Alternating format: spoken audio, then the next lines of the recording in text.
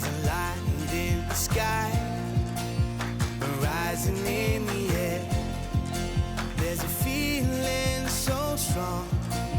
It's time to light the fire, like a bright shining light. Learn, getting more out of life. Love, sharing time with friends, feeling so strong. Hello and welcome to the House of Wellness. I'm Luke Darcy, happy to be here alongside my great friend Joe Stanley, albeit at a safe distance. Yes, I do feel really lucky and grateful, Darcy. Firstly, that we're both able to keep working and connecting with everyone watching, and also that we can still come together face to face, almost 1.5 metres apart. Well, someone else who's staying well away at the moment is the third member of our team, Luke Hines, who's finding plenty of ways to keep himself active. He's pretty good in the kitchen, as you know, Joe, so expecting some pretty amazing food creations to come out of his time in lockdown.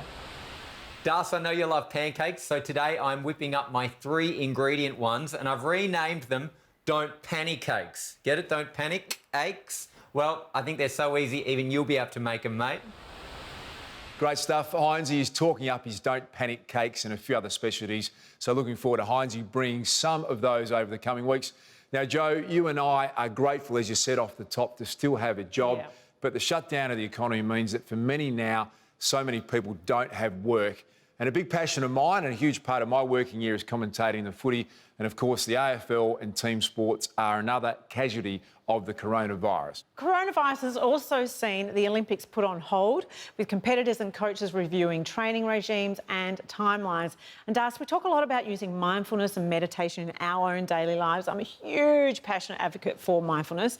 I'm using it more than ever at the moment. Yeah, me too, Joe. It's been a big part of my life, and so too for many elite athletes and sporting codes around the country. Emma Murray is a star for me. She's a mindfulness coach who's worked with Richmond amongst other teams and had a great impact on the mental health and wellbeing of many people. Yes, she is a legend, as you know, Darcy. I spoke to her about how all of us can use her winning techniques to get through this challenging time. You engage with so many different people from all walks of life. Can you give us an idea of what people are struggling with as they adjust to this new normal? I think the greatest thing we're struggling with is the unknown. I think we like to know what the end goalpost is, so we know what we're working towards and we can make plans around it. But just not knowing how long we're going to be in this situation, what it's going to look like when it's over, what will happen to our family and friends, that unknown creates a lot of fear. We don't ever sit in the unknown excited about what's going to come. We actually sit really quite scared of it. And so just the more the unknowns continue, the more that fear rises. What sorts of tools can we take from mindfulness that assist us when we're sitting in that space? Well, what we need to do is to put our efforts into bringing our attention back into right here, right now. Now, me saying that does not mean you know how to do that. There's various techniques and strategies to do that. And can you give us some? What can we do to be able to train ourselves to not let, you know, that fear run away from us? Okay, I'd love to walk you through a simple technique. There's a lot of different ways to do it, but this one works really well. So I want you to think right here, right now. I'm sitting on a chair, my feet are here, my heart is here in this same place, but my head is completely somewhere else. My head is in a moment 6 months down the track of, will I ever get my job back? What will it look like when I get my job back? My head is not in the same place that my heart and my feet are. So we're trying to get them back into alignment. And when we bring them back into alignment, we drop into the now. So it's simply a case, a really easy way to do it is to put your hands on your belly. And what we're going to do is we're going to breathe in for the count of 4. Now, I'll count you, but you must count in your head as well. And then we're going to breathe out for the count of 7. So as we breathe in, 2, 3, 4, and then we breathe out, 2, 3, 4, 5, 6, 7. So what is happening when I do that, if I do that 3 times, what is happening is that because my head is counting my heart, is counting my breaths, my head, my heart, and my feet all line up, and they all drop into place, and they're all right here in this moment. And then we can go about that day. So an activity like this is really powerful if you have a chunk of work to do, the kids are occupied for half an hour and you've got to get something done, or we can use it to calm down when our thoughts, particularly at night, have gone racing off into another place. How important too is it to connect to your sensations, say the sunshine, or maybe a breeze on your face, or your surroundings, what you can hear, what you can feel? Yeah, it's critically important, because when I'm focused on what does that sun feel like on my face, I can't also be thinking, what if my parents become unwell, or what if I go broke, or what if I lose my job? The most important thing when we are using that mindfulness technique of really becoming aware of what we can see, feel, hear, taste, is that we do it with a level of curiosity. So we're actually not just feeling the sun on our face, but really going, oh, what does that feel like? Where can I feel the sun hitting my skin?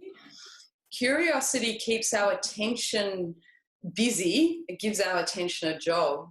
But also curiosity is a much better emotional state to sit in than anxiety. And so it's like you're trading. I can't be anxious and curious, so I'm going to dump anxious for a while and step into curiosity. Oh, she's always got such practical ways to use mindfulness. So many people ask what it is and how to do it.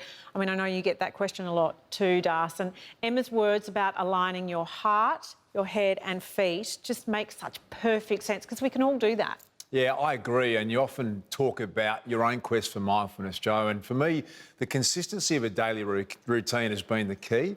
All of our lives have been thrown into some level of chaos. So for me, having a regular meditation practice, regular exercise and sleep has been a bit of a game changer. Absolutely. And do you know what's really exciting is that Emma and I have been working together on a podcast for the House of Wellness, and that's going to be out very, very soon, where she's going to teach us all how to do mindfulness exercises and take that into our lives. Well, I can't wait to hear that. The combination of you and Emma will be fantastic. And while Emma Murray has the techniques for building our minds, BBC presenter and author Dr. Michael Mosley has the secret to building our immunity. He joins us right after the break on the House of Wellness.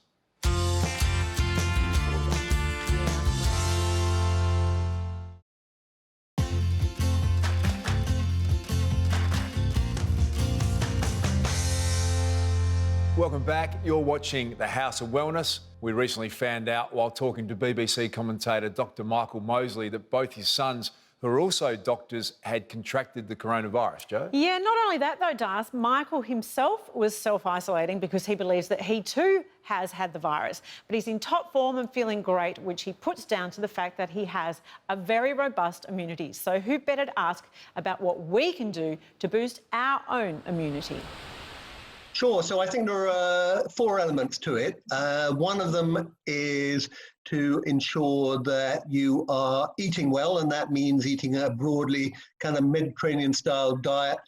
All my books basically contain information on how to do that. My latest book, which is called Fast Asleep, is also primarily about how you can improve and get a good night's sleep, because we know that sleep is unbelievably good for your immune system.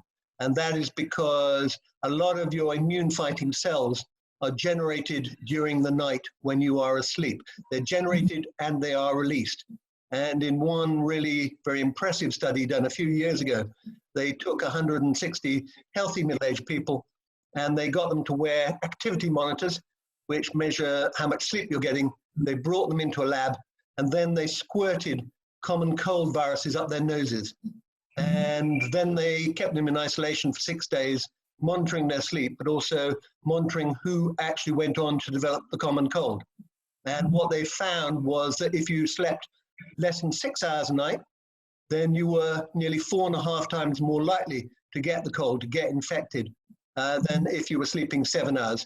And the finding was even more striking if you slept badly. If you slept badly, you were 7 times more likely to get the cold. And that shows you just how powerful the immune system is, that you have this group of people all of whom were exposed to exactly the same virus, exactly the same dose, and yet one group came down with it in huge numbers and the other group largely avoided it. It's a pretty stressful time, though. There are a lot of us who are out of work or facing severe financial hardship. We're worried for our relatives, our loved ones, particularly those that are perhaps more senior. It's a really hard time for all of us, I think. So sleep is pretty tough. Have you got any tips around that? Yeah, no, you're absolutely right. And the thing about sleep is one of the big disruptors is going to be stress, and people are unbelievably stressed at this time. The book Fast Asleep also contains lots of tips on how to manage stress. And if you are sleeping better, if you're eating better, that will also reduce your stress levels, whatever your actual outward circumstances, if you like. You will be more resilient. And one of the things I would recommend people do, for example, is they practice mindfulness. You can get apps now, things like Headspace, Calm. I do that every morning, 10 or so minutes, do it a couple of times a day. These are really good ways of managing your stress, because you can do nothing about your external circumstances, but you can absolutely do something about the way you handle those circumstances. So there you go, Das. We've just got to be focusing on getting some really top quality Z's. I agree, Joe. Actually, a lot of research suggests that getting proper sleep is the most important element for living a healthy life, even more so than diet, exercise, a lot from what I understand. Yeah, I agree, Das. It's not that easy, though, because at the moment we're all quite anxious. So you've really got to commit to it, and I would recommend leaving the device out of the room altogether if you can. Wise advice from you. Immunity is the buzzword at the moment, that's for sure. Eating better, getting at least 7 hours sleep every night. And then, Joe, there's the gut. The gut is like a second brain, and science is finding out more and more about the links with digestion, mood, and even the way we think. So feeding the gut the right food makes perfect sense, Das. Our resident nutritionist Zoe checked out one of the most infamous fermented foods for digestive health and our all-important immune systems. Fermentation is not a new process, but for those of us who are new to its benefits, I've recruited Sammy from Fermenting Australia to teach us more. Tell me a little bit about why fermenting is so good for us. Well, there's so many different benefits of fermentation. So the first one is supporting our digestion. I always say the saying shouldn't be you are what you eat, it should be you are what you absorb. So eating fermented foods really can help us absorb and assimilate our food. It's great for our immune system, which is pretty important right now as well. All right, that sounds awesome. Get me chopping. What are we doing? Great. Which one are we actually making? Well, we're going to make a really basic sauerkraut. So we're going to use half green cabbage, half red cabbage, and we're going to use about a quarter of each cabbage. Okay, cool. Okay, so you can start chopping. I always say chopper's choice, so if you want to chop thick and chunky, you can. If you love to be nice and thin and fine, it's entirely up to you. It's so great that we're really starting to understand more and more about the human microbiome and the importance of having a really diverse gut microbiome specifically. We have about 30,000 different strains of bacteria in our gut alone. So probiotics are our good bacteria. So pro means for, and biota means life. So it's for life, good life. So really it's these beneficial bacteria that support our gut, support our microbiome. When we repopulate our gut with this really wide, diverse range of beneficial bacteria, we start to get this real transformation of our health as well. Let's add the salt. Excellent. And then I can get in and give this a mix You with my can, hand. totally, and the salt's going to help that, okay? Because through the process of osmosis, it's going to draw the liquid from the veggies. Nice. So it's really cool. So for a lot of people, they might not be a sauerkraut, fermented type food person. So in that case, supplementing would be a really good idea. You can't go wrong, absolutely. And I think covering everything from all ends of the spectrum, from food-based probiotics to supplement probiotics, it's going to be so beneficial for your health. Win-win. We're understanding more and more that bacteria aren't these things that are bad and need to be eliminated. In fact, that we need to really support this wide, diverse range of probiotics. Up to 70 to 80% of our immune system is actually based in our gut. By having a wide range of beneficial bacteria in our gut that can really support our health and our immune system, we're going to be much stronger constitutionally to deal with any kind of things that may assault our immune system. So, Sammy, I've been giving this a good squish for a couple of minutes now. Now, we're going to pop this into the jar. And then how long can I leave this for? So what I usually say is after 2 or 3 days, you're going to start to get some bubbles, some activation, some expansion. after 2 or 3 weeks, you're going to start to have what I would call a pretty green or new sauerkraut, but it's fragrant, it's delicious, it's flavoursome and ready to eat. After 2 or 3 months, if you can wait that long, those flavours are going to start to mellow and sour and develop, and you're going to have a really beautiful, rich, delicious sauerkraut. So I think if there's one thing we can do, it's really at least support ourselves with these live bacteria that, I think they've got our back and they're going to help us through these times as well.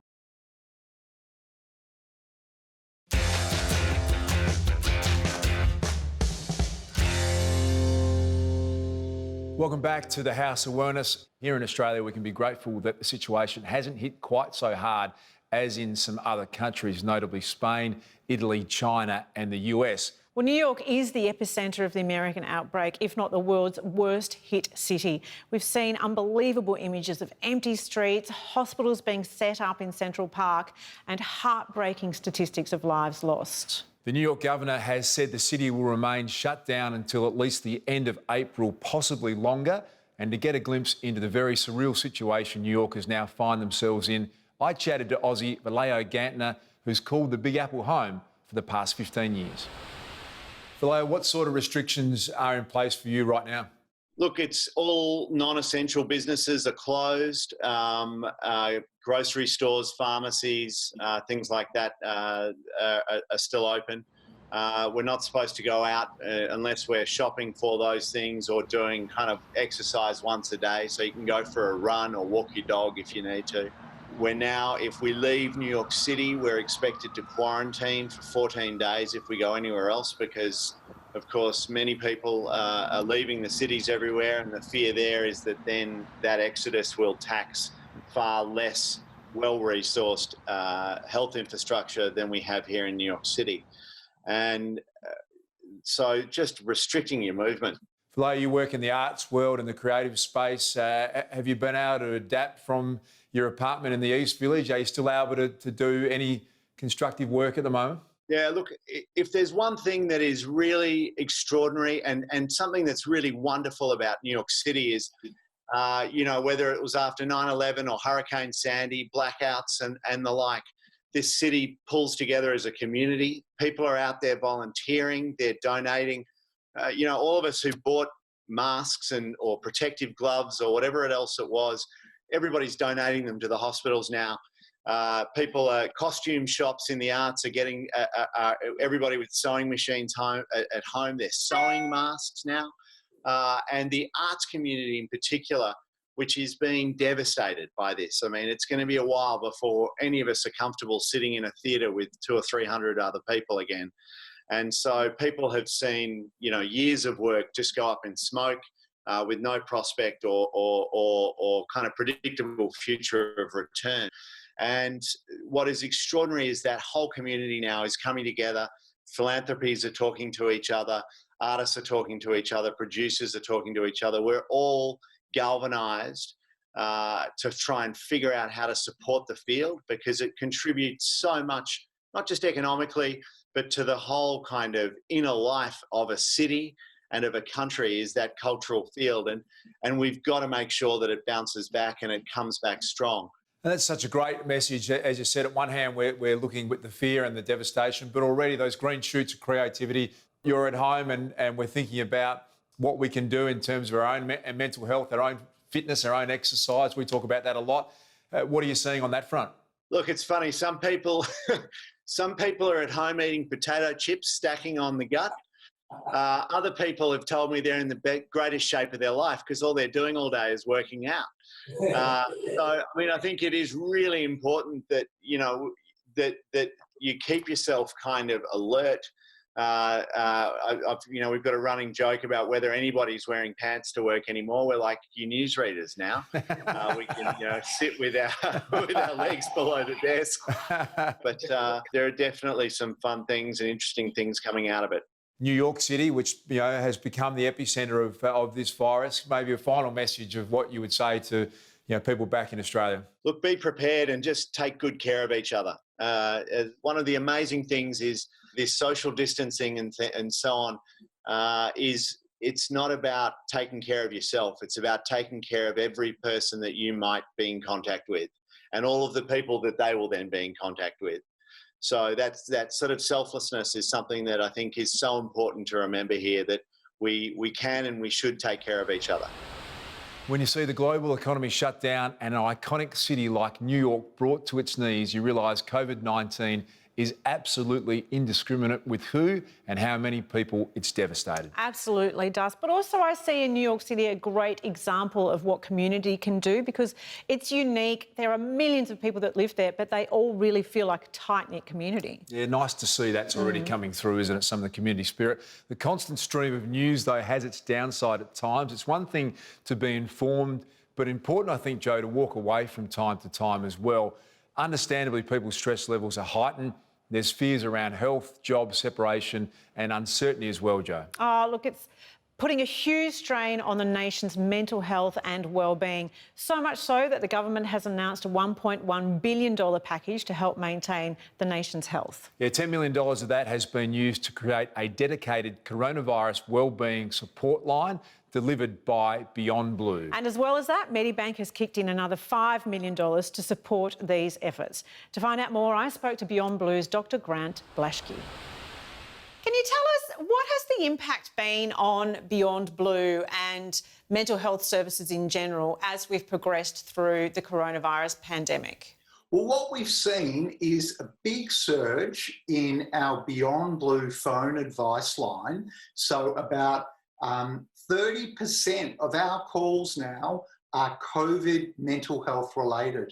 And they're everything from, people worried about the infection, to worried about losing their job, to worrying about how do I manage at home with my partner and one of us working or not working and kids suddenly at home. So a massive transition for people, and we're really trying to help people be proactive about their mental health during this time. There are so many reasons for us to be anxious at the moment, or perhaps it's being scared or sad even. I think we're grieving a lot as well. Is there a difference between that and people who are actually experiencing mental health issues? So one of the things that's tricky for people at the moment is we have a very real threat. And anyone who's been paying attention to the news, which you just couldn't help but do, will know that this virus is really nasty. You should feel, when you're making all these efforts and following the government's guidelines and self-isolating, not only are you helping yourself, but you're helping other people as well. So you should feel good about that. So appropriate worry is just human and totally normal. And, if you're not worried at the moment, you're probably not paying attention to what's going on.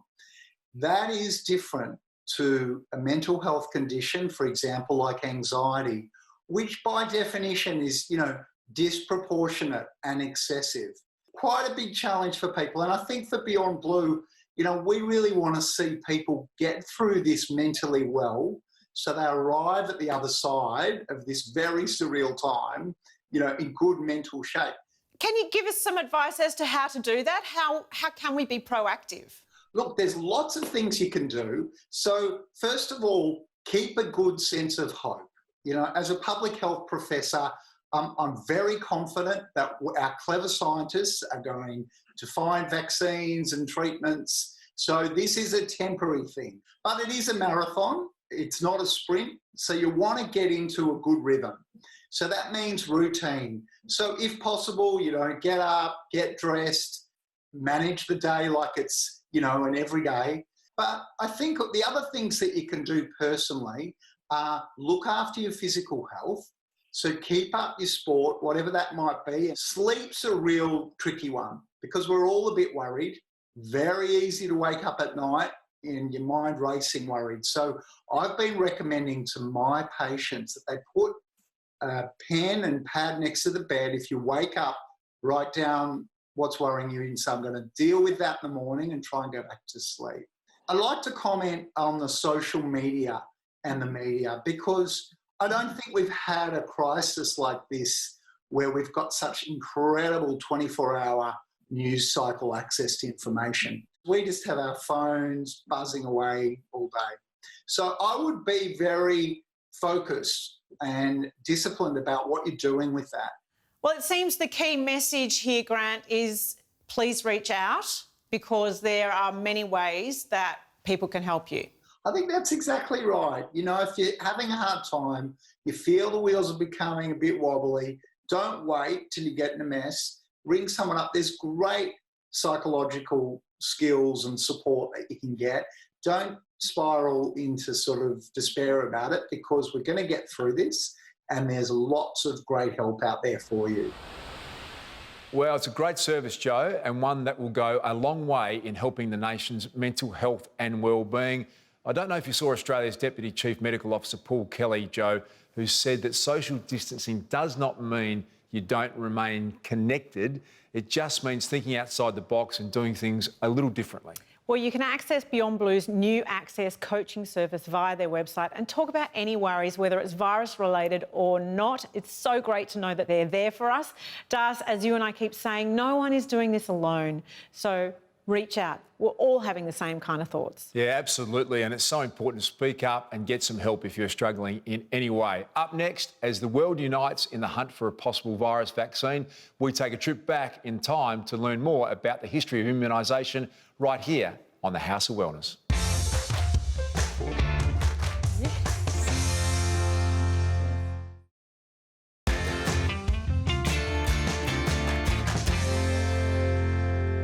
Welcome back to the House of Wellness. The ongoing battle against coronavirus has seen the world unite in the race to develop a vaccine. Australia's CSIRO is throwing its weight behind the mission, and Bill Gates is just one big name who's poured money into efforts to start trialling experimental clinical trials.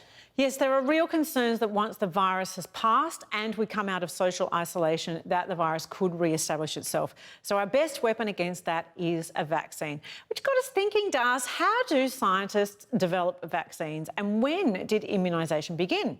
Who better to give us answers than our past and present medicos, the doctors' cars?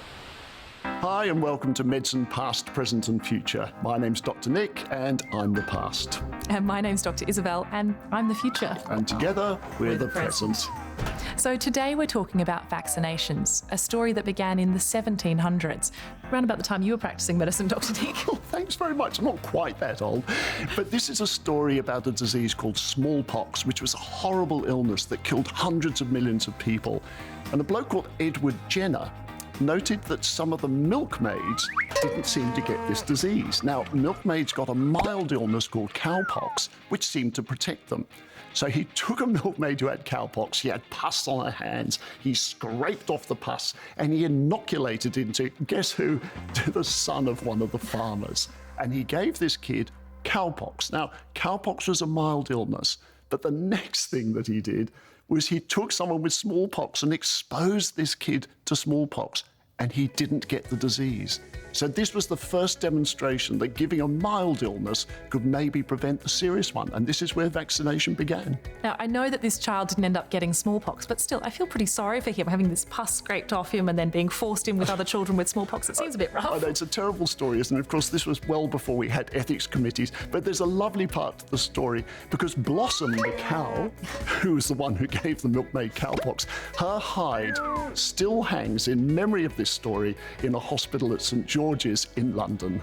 Now, Dr. Isabel, you made me do my history homework, so I've got a question for you. Uh-oh. How do vaccines work? Oh, that's a tricky question, Dr. Nick, and it's quite complex. But if we think about it, vaccinations really are just a practice run for your immune system. We're delivering a small part of the virus itself, or the bacteria, and giving your immune system a chance to have a practice run at fighting it off. So if vaccines are so effective at stimulating the immune system, why do we need boosters? Because just like myself, our body, our immune system sometimes forgets. And when it forgets, we lose that immunity. And some vaccines are much better at making the immune system remember than others. So measles, for instance, the immune system remembers well. But other vaccines like whooping cough, the immune system tends to forget more quickly. Now this is a topic very dear to my heart because Dr. Isabel's younger sister, when she was just 5 weeks old and before she was old enough to be vaccinated, she contracted whooping cough. When you see whooping cough in a tiny baby, you see why it's so dangerous. So it's such an important disease to protect her against. So how do we do that, Dr. Isabel? I knew you were going to ask me that. We now recommend that pregnant women, anyone looking after small babies, and the partners of pregnant women all get the whooping cough vaccination. Now, one of the things my patients often ask me, they say, "Oh, Dr. Nick, we're giving all these injections to our little babies." And they ask me this question, so I'm going to ask you this one. Can all these vaccines overload the immune system? No. That's it? Just that, okay. Can you expand? Yeah, fair enough. So the immune system is incredibly complex. It's made up of thousands of different cells, all with their own mechanics and their own workings. And essentially, it's equipped to handle really complex information, such as a large number of vaccines. And even a simple throat infection can expose the immune system to over 50 different particles. So the immune system has no problem managing multiple vaccinations. Thank you, Dr. Nick. And thank you, Dr. Isabel. Well, it's always great to check in with our father-daughter combination. Speaking of Boost, Joe, last year we were lucky enough to have Drew Barrymore as a guest on the show. Yeah, she's an extraordinary person and one of the few child actors who made the successful transition into acting as an adult. And what an amazing life she's had. She's also a businesswoman who put her business brain into beauty with her flower range that continues to blossom. Drew Barrymore knows makeup from all perspectives. Being in the makeup chair from such a young age, being an entrepreneur, being a businesswoman and a mother. I am such a fan in regards to this makeup brand Flower, which is her little baby. It is amazing texture, it feels light on your skin, the colour range is amazing too. And I just love that you can have fun with it and it's affordable. I think sometimes too with makeup, it's all about how you feel. So one day I might feel that I need a red lip. I put a red lip on, I'm ready to go. I'm ready to take on anything and go out there. Other days, I just want to rock glowing skin and a fresh brow. And it also ties in with Drew's whole ethos of a woman and how she should feel and look. So not only looking amazing, but feeling amazing inside. So that's why I have always been such a fan of Flower. Personally, as a child, I had a lot of freckles and it's something that I was really conscious of, I didn't want, and then it came into fashion a little bit, then it goes out.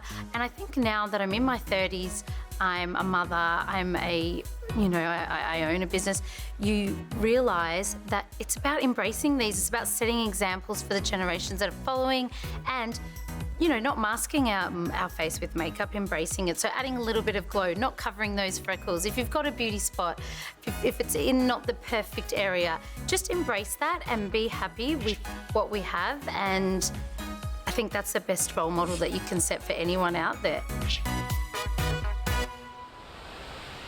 And staying with the floral theme, now's a good time to get into the garden, Joe. How about having a go at planting and growing your own produce? Meet the self-confessed herb nerd who wants us all to get our hands dirty at home. That's right after this on the House of Wellness.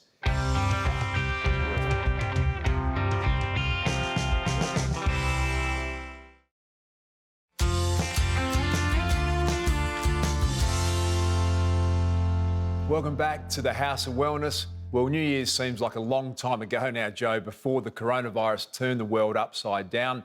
I remember the time you said that your 2020 resolution was to grow a herb garden. How's that going? Well, I haven't started. So the lesson in that is don't set a resolution on camera. I'd love to, though. A lot of people are out there gardening at the moment. They are, and more time at home and fears about going to the shops has seen a major spike in people starting to grow their own food.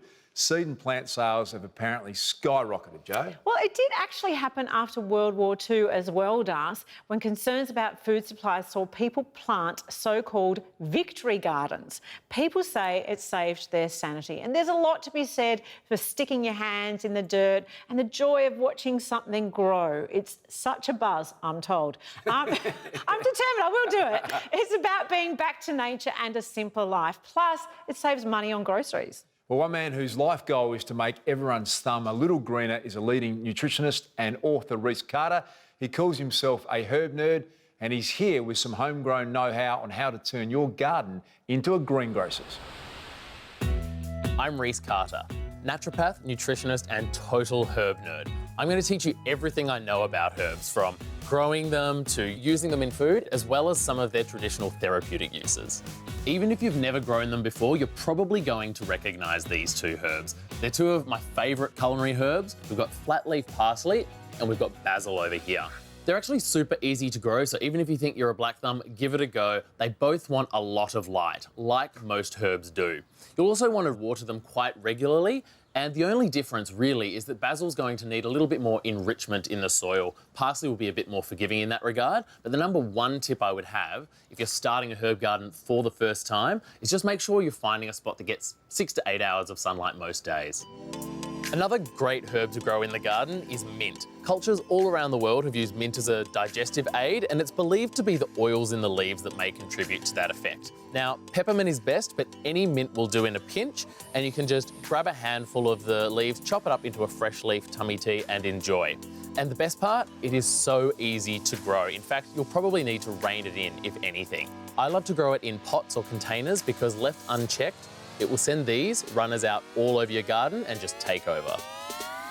Unlike the other herbs we've looked at in the garden today, rosemary does not require much water at all. In fact, it only wants to be watered once, maybe twice a week, and it needs a really free-draining soil to help pull that water away so it doesn't get waterlogged. Apart from that, plenty of sunshine, and that will make sure that it develops the essential oil so it smells the way that rosemary is meant to smell and taste the way it's meant to taste. Whether we're using it on our lamb dishes, whether it's with roast potatoes, or my favourite, with mushrooms. We've also got lavender, which you may not think of as a herb, but it's been used in a lot of traditional remedies for stress and relaxation and for sleep. The easiest way to kind of use it at home, firstly, grow it in a very similar way to the way you would grow rosemary. They have very similar needs and grow beautifully together. And then come out, pick off a few flower heads. You can either crush them and pop them underneath your pillow slip so that you can smell that beautiful lavender smell, or pop them straight into a tea. They don't have to be dry, they can be fresh. And I've actually spied another herb over here in the garden that works beautifully as a fresh leaf tea with the lavender for stress and sleep. Tucked away over here in the corner is lemon balm. And it's one of my favourites. If you like a sleepy tea at night but you don't love the floral taste of chamomile, lemon balm is for you. It works really well in a fresh leaf tea. Grab a handful, chop it up and steep it in boiling water, and it combines really, really well with lavender. Well, Heinzie shares Reese's passion for plants, especially when it comes to our diet.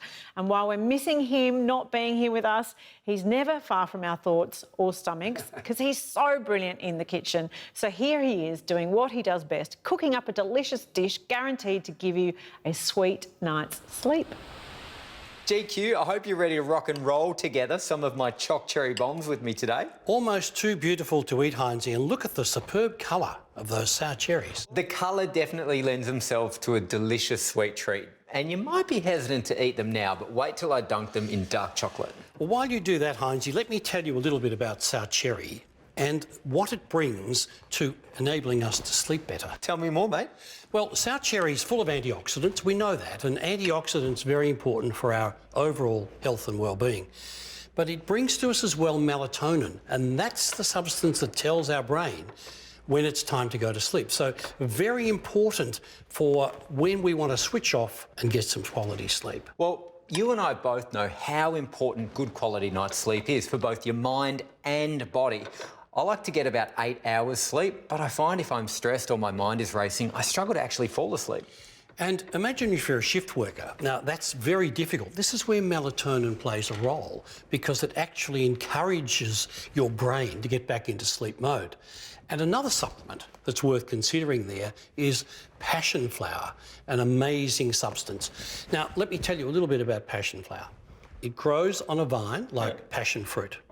It actually is designed to just calm an active mind, to settle you down, to reduce anxiety, and very important, therefore, in combination with sour cherry, to actually induce a superb night's sleep. Well, I've got to say, what will calm the mind is you trying one of these choc cherry bombs. Give it a crack. Can I? Wonderful. Oh, look at that. Tastes delicious. Looks beautiful. Thanks, mate. The A to Z of Vitamins is brought to you by Go Healthy, for superior supplement for healthy energy and vitality. Try New Zealand's #1 premium supplement, now available in Australia.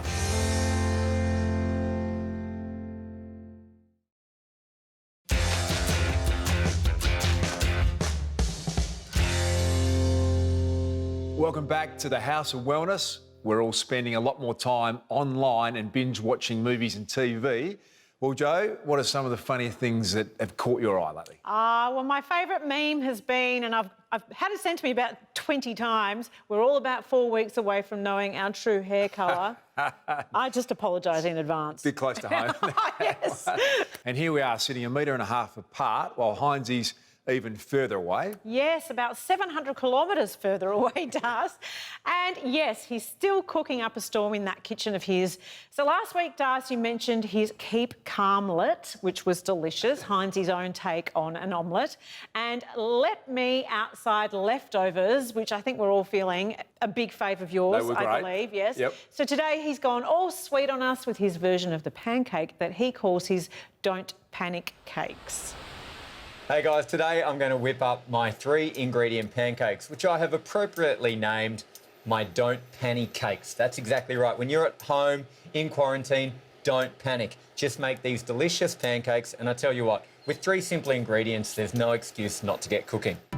We take quarantine here at the House of Wellness very seriously, which is why we will be using a good hand wash for every recipe that I do, and then following that with hand sanitizer.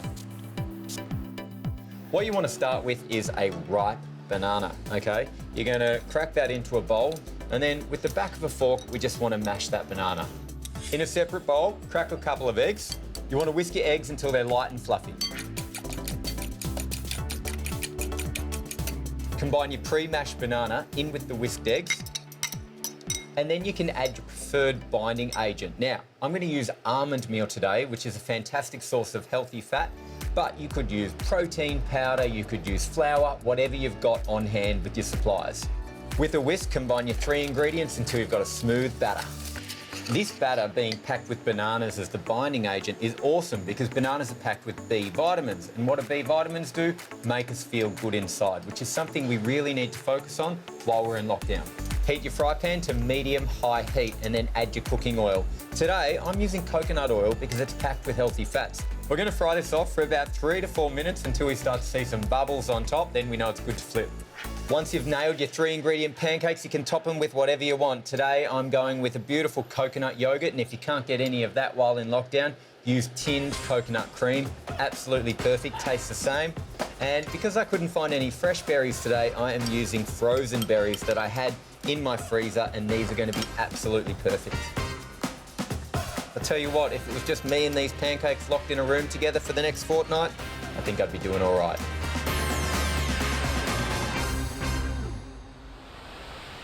I tell you what, I could get stuck into one of those right now, Joe. Yes, I'm also looking forward to his cooped up chicken and his signature specialty dish, squash your hands. See what he did? Squash your hands. He's clever. I love it. And Beck, I was going to say Beck and I, but I'd be doing Becca this. We've got Hinesy's cookbook out, and there's a few more creations that are coming to the Darcy household. So we're loving that. Can't wait, Joe, for more of that. Well, that's our show for today. You can head to our website, houseofwellness.com.au, for more information or to catch up on all the episodes of the show. Tune into the House of Wellness radio show every Sunday for some great interviews with our own Joe Stanley and Gerald Quigley. And as always, thanks to our very good friends at Chemist Warehouse. Until next time, stay well, stay home and stay safe.